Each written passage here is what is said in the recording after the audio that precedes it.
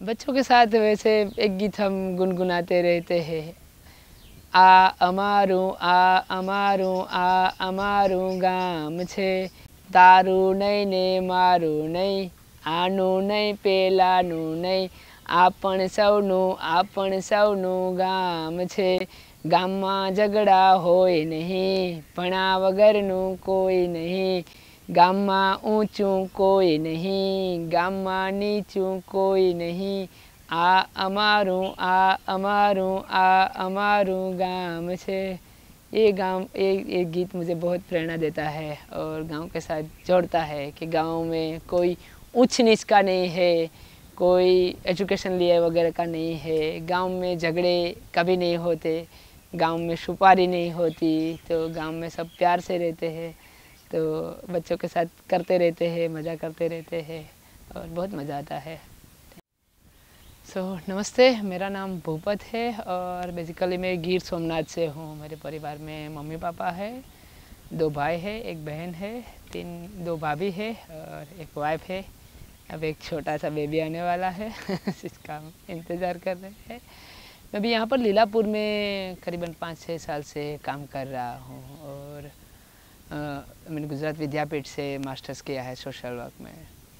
Masters करने के बाद सभी लोगों को ऐसी इच्छा होती है कि कॉरपोरेट में जाएंगे, पैसा कमाएंगे, घर बनाएंगे, ऐसी सब इच्छाएं थी। लेकिन जब पढ़ रहे थे तब गांधी को भी थोड़ा पढ़ा था और लेकिन तब इतना रियलाइज़ नहीं हुआ कि क्या करेंगे। गांधी को सिर्फ पढ़ने के खातिर पढ़ लिया, लेकिन वो सीड्स थे वहाँ पर। लेकिन उसके बाद देवेंद्र भाई से मुलाकात हुई, मैं यहाँ पर रेगुलरली आता ही रहता था। जयेश भाई से मिलना हुआ, हम लोगों ने कोस्टल एरिया में कुछ काम देवेंद्र भाई और मैंने मिलके किया था 6-8 महीने और बहुत अच्छे रिजल्ट मिले थे वहाँ पर। फिर मैं वहाँ से यहाँ पर आया और जयेश भाई से मुलाकात हुई मेरी। नंदिनी वैन में मुझे जाना हुआ तो कहीं पर जो वो सीड्स पड़े थे वो ब्लॉसम होना शुरू हुए कि नहीं यार, गांधी हर बार कहते थे, जब विद्यापीठ की स्थापना ही हुई तभी गांधी ने कहा था कि भाई मेरा उद्देश्य यहाँ पर बच्चे आएंगे गांव से पढ़ने के लिए, तो मेरा उद्देश्य ये नहीं है कि वो यहीं पर ही वापस रह जाए। बच्चे यहाँ से स्प्रेड होके वापस जहाँ पर जिसके मूल है वहाँ पर जाने चाहिए और वो गांव में जाकर काम करेगी तो मुझे आनंद होगा तब। तो एक बच्चा वहाँ पर जाके एक संस्था के माध्यम से जाए, उससे अच्छा एक इंडिविजुअली जाए वहाँ पर और एक व्यक्ति ही एक संस्था बने, तभी गाँव का कल्याण होगा, तभी गाँव कुछ कर सकेंगे और सच्चा भारत है वो गाँव में बढ़ता है। तो वो विचार था, लेकिन वो ब्लॉसम यहाँ पर हुआ, वो बीज था, उसको पानी जयेश भाई ने और ये संस्था है उसने दिया। मुझे 6 साल पहले ही यहाँ पर लीलापुर में काम करने का मौका मिला और तभी से ये जर्नी शुरू है। तो अभी कुछ रिपल्स आए, अच्छे इंसिडेंट्स हुए हमारे साथ लीलापुर में, तो बहुत मज़ा आया वहाँ पर काम करने का। अभी लॉकडाउन हुआ तो सभी के लिए वो लॉकडाउन था, लेकिन हमारे लिए तो दिल के दरवाजे खोलने का एक काम उसने किया। जो दिमाग के दरवाजे हैं वो बंद किए और दिल के दरवाजे खुले वहाँ पर। क्योंकि कई बार होता है ना कि व्यक्ति वहाँ पर गांव में बैठने के बाद भी 6-8 महीने, 2 साल, 5 साल काम करे तो उसका विज़न थोड़ा खुलना चाहिए। लेकिन कई बार क्या होता है, किसी काम में हम फोकस करने लगते हैं। एक काम में मैं एजुकेशन में फोकस कर रहा था तो उसमें ही मेरा फोकस था। फिर ये लॉकडाउन हुआ तो अलग रिकनेक्शन हुए लोगों के साथ मिलने की शुरुआत हुई।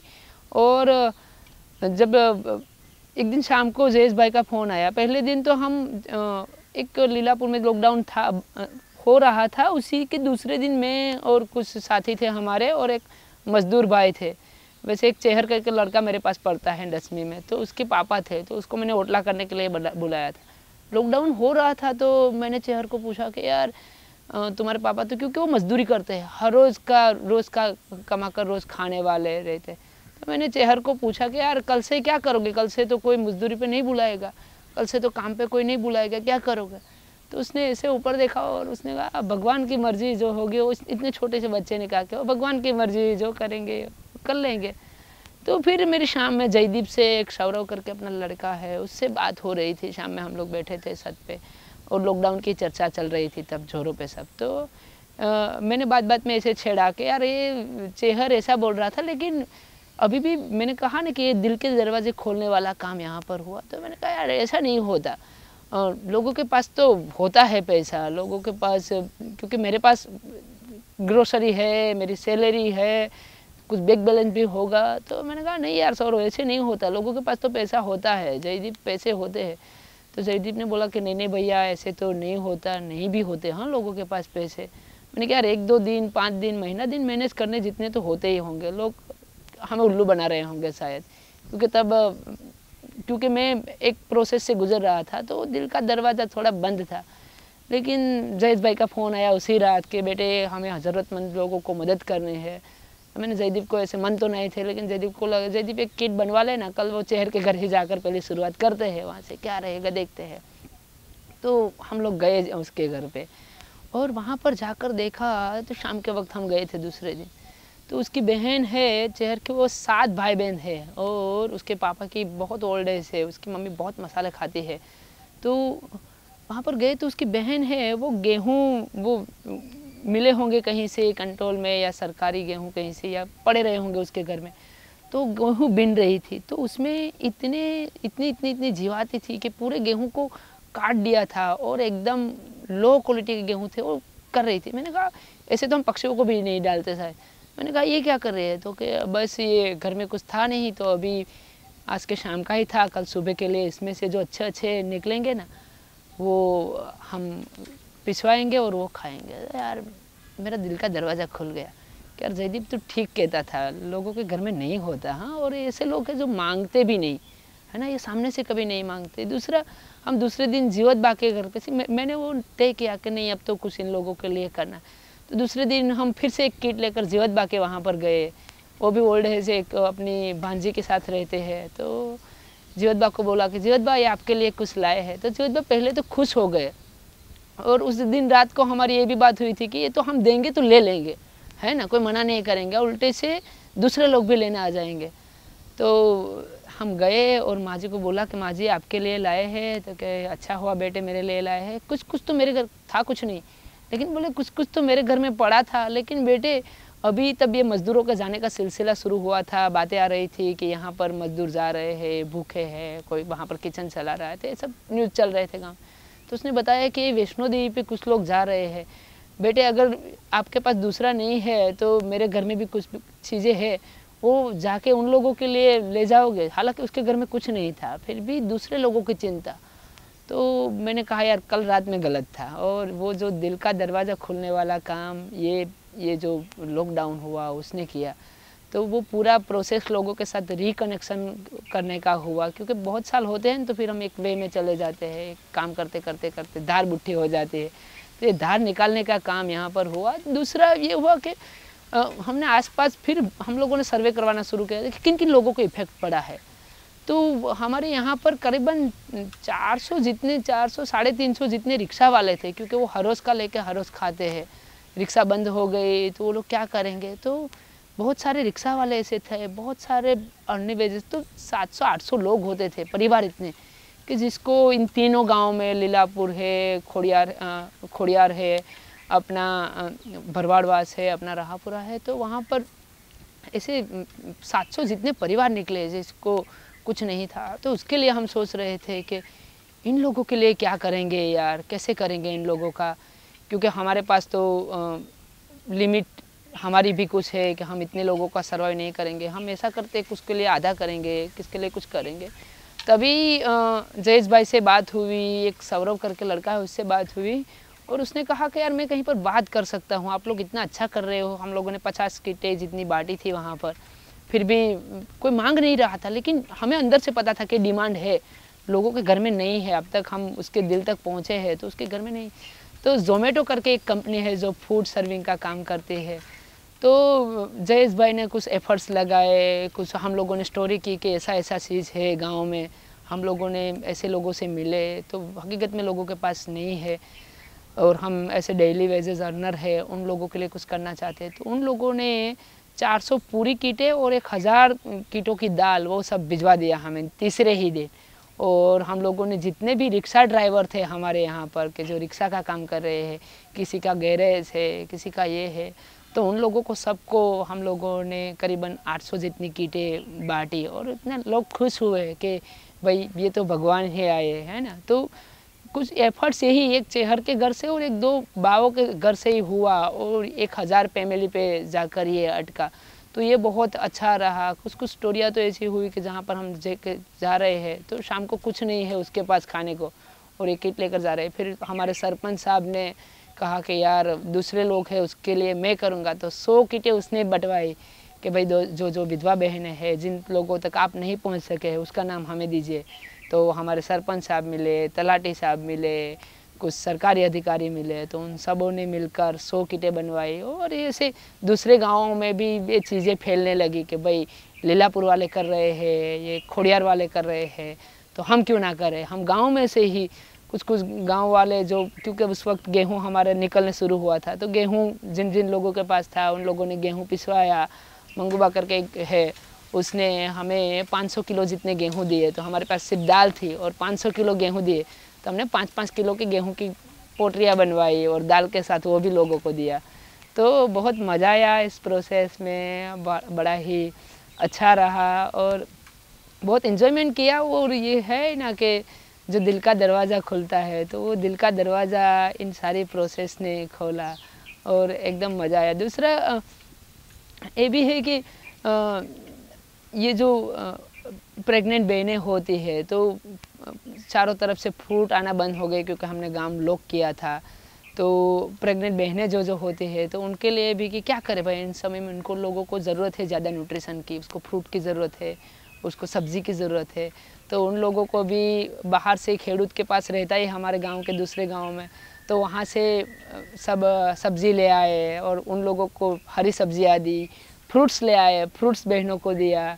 और जो बच्चे होते हैं उन लोगों ने, बच्चे ने क्योंकि फ्रूट्स आना बंद हो गए, बाहर जाना बंद हो गए लोग, तो बच्चे फ्रूट्स महीने दिन से फ्रूट्स नहीं खाए थे, तो सभी गांव के बच्चों को फ्रूट्स खिलाए। एप्पल्स ले आए थे, ग्रेप्स ले आए, केले ले आए थे, वो सगर्भा बहनों के ले लाए थे, लेकिन हम ज़्यादा क्वांटिटी में लाए तो बच गया, तो गांव के बच्चों को भी खिलाया, तो बच्चे भी खुश हुए।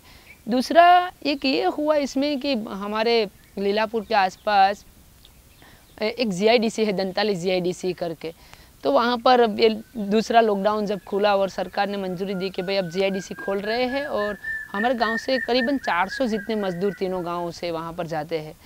तो जब सरकार को ऐसा लगा कि अब इंडस्ट्रीज़ खोल देनी चाहिए, तो कुछ कुछ इंडस्ट्रीज़ को उसने जो दवाई की थी वो सब खोली। तो हमारे गांव के मज़दूरों के ऊपर मैसेज आए, फ़ोन आए कि भाई कल से आपको आना है गांव कंपनी पे और अब हमारी कंपनी शुरू हो गई है, काम शुरू करेंगे हम लोग।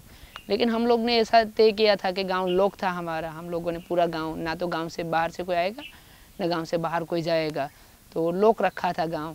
सरपंच साहब ने भी स्पष्ट मना किया था कि भाई गांव से कोई बाहर नहीं जाएगा और गांव के अंदर कोई नहीं आएगा। उसमें हम लोगों ने पुलिस की सहायता ली, हमारे वॉलंटियर्स जो थे उसको खड़ा किया वहाँ पर।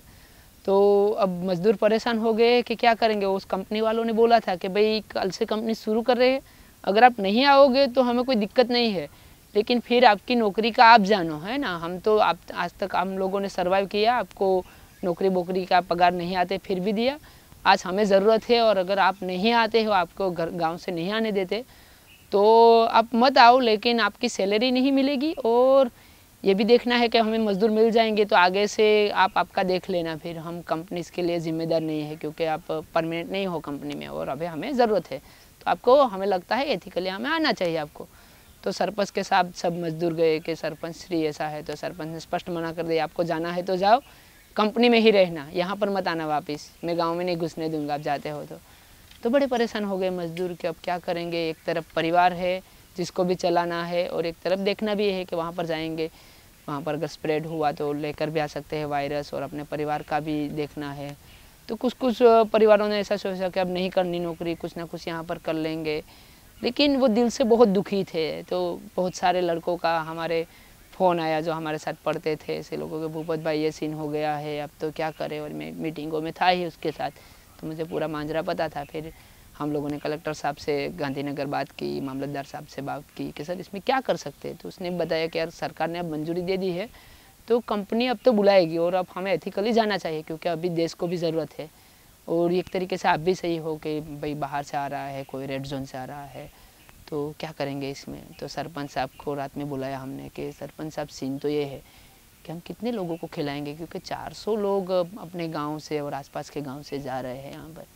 अगर एक का 10,000 भी मान ले तो वो अमाउंट कितना होगा हमारा हर महीने का। और ये करीबन अभी छूट गई नौकरी तो 1-2 साल तो नहीं मिलेगी किसी को नौकरी।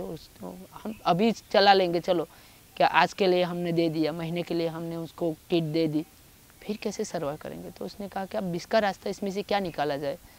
तो हम लोगों ने कंपनी वालों के साथ रात में ही बात की कि भाई हम कुछ पॉजिटिव सोच रहे हैं, वैसे हमारा भी इरादा नहीं है कि आपके यहाँ पर ना आवे, आपको भी प्रॉब्लम हो, ऐसा हमारा इरादा नहीं है। लेकिन हमारे प्रॉब्लम से ये है कि अगर यहाँ पर आपकी कंपनी में अगर कोई रेड जोन से आता हुआ आया और हमारे गांव के किसी भाई को लगा, तो हमारा तो गांव में क्या होता है, शहर जैसा लॉकडाउन नहीं होता, वाटकी व्यवहार वहाँ पर तो होता है, तो वो पूरा सिस्टम हमारा बिगड़ जाएगा। लेकिन हमारा पेन ये है कि भाई आपके वहाँ पर कोई रेड जोन से तो नहीं आ रहा।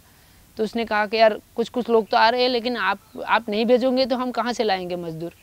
तो हम उन लोगों को बंद करते हैं, रेड जोन वालों को, आपके वहाँ से भेजना शुरू करो, और ऐसा है तो आप हमारी कंपनियों में आओ। तो हम लोगों ने मामलतदार साहब से बात की और वहाँ के सर्कल ऑफिसर को लिया, और धनताली JIDC की 80 जितनी कंपनियाँ हैं, तो उस सब कंपनियों में जाकर इंस्पेक्शन किया। सरपंच ने दूसरे गांव से सरपंच को लिया, हमने वहाँ से तलाटी साहब को भी लिया, सर्कल ऑफिसर को लिया और सब सरपंचों को लिया, और इंडिविजुअली सभी कंपनियों में जाकर देखा कि भाई यहाँ की स्थिति क्या है। हमारे मजदूर आएंगे गांव के तो आप किस तरीके से सैनिटाइज करोगे, उसको रखोगे किस तरीके से। तो उसने पूरा, सभी कंपनी वालों ने हमें साथ दिया और पूरा समझाया कि हमारी ये सिस्टम है। और हम लोगों को कई सारी कंपनियों में 80% कंपनियों में ठीक लगा कि हाँ ये सही है। दूसरे दिन हम लोगों ने गांव से मजदूरों को जाने की अनुमति दी और सब लोग खुशी गए और वहाँ पर जाकर आए। तो उसने बोला नहीं, हमारे सिवा वहाँ पर कोई नहीं आता, हम अपने अपने ही गांव के यहाँ से है, दंताली से है, लपकामण से, खोडियार से है, जाजपुर से है, ऐसे हम गांव के लोग ही जाते हैं। और बहुत मज़ा आया काम करके, आज इतने समय के बाद काम किया। सेठ भी बहुत खुश थे और आप लोगों का धन्यवाद कि आप लोगों ने ऐसी सिस्टम बनाई, वरना हम लोग तो उसको मजदूरी के लिए मना कर देते और हमारी मजदूरी चली गई होती तो आज बहुत प्रॉब्लम होता। तो वो एक काम इसमें भी बहुत अच्छा हुआ कि ये लॉकडाउन में भी लोगों की सेवा करने की भी मिली। और जो पंच कहते हैं ना कि भाई ये काम 400 लोगों का, परिवारों का और कंपनी वालों का, देश का भी काम इससे बड़ा, कि भाई अब फ्रीलेस वो लोग जाते हैं कि फियर नहीं है वहाँ पर, वो लोग जाते हैं तो आते हैं तो सभी पायदानों का ध्यान रखते हैं, सीधे जाके आते हैं, नहाते हैं, सैनिटाइज करते हैं अपने हाथों को और अपने परिवार के साथ अभी खुश है। तो ये काम करके बहुत मज़ा आया और जयेश भाई की प्रेरणा मिली, अनाप दीदी की प्रेरणा मिली, सब जो लोक मित्र के मधु भाई है, किशन भाई है, देवेंद्र भाई है, तो उन सब से भी प्रेरणा मिली और काम करने का बहुत मज़ा आया। और मैंने कहा, फिर से यही कहना चाहता हूँ कि ये भले ही घर के दरवाजे या गांव के दरवाजे बंद हुए, लेकिन दिल के दरवाजे हैं लॉकडाउन ने खोले हैं, कोरोना ने खोले हैं। तो बहुत अच्छा रहा ये अनुभव। Thank you.